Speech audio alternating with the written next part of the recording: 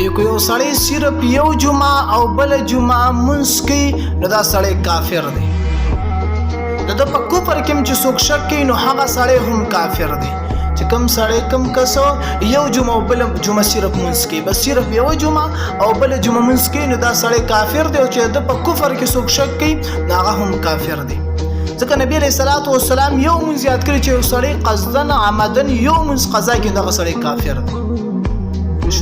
مونږ او تاسو د دې دین نه هسې ټوکې جوړې کړي دي، دین نه مې هسې ټوکې جوړې کړي هلکه مونځ وکړه یاره بس مونځ به وکړمه مونځ کومه ډز مونځ به ایسته قضا کړي، قصدن عمدن به هسې به مونځ قضا کړي. او چې کله مثال ووایې ورته یاره پلار ته چې هلکه مثال دی زوی ته د وایي چې هلکه دا مونځ کوه یاره پرېږده هسې پرېږده. ځکه چې د داسې کس د علماو ته پکار چې د داسې کس جنازه هم نه کوي. هغه امام صاحب باندې هم د لعنت وي چې د داسې کس جنازه کوي چې هغه صرف یو جمعه او بله جمعه مونځونه کوي، هغه قصدن او عمدن مونځ قضا کوي.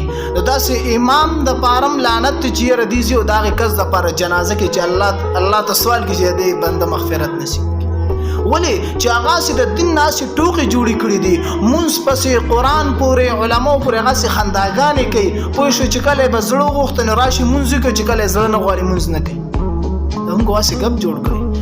نبی علیه الصلاة والسلام فرمایي چې لسو کالو ته یو ماشوم ورسي بیا مونځ نه کوي، ویې وهه په هغې باندې، ویې وهه چې مونځ نه کوي نو بس ویې وهه.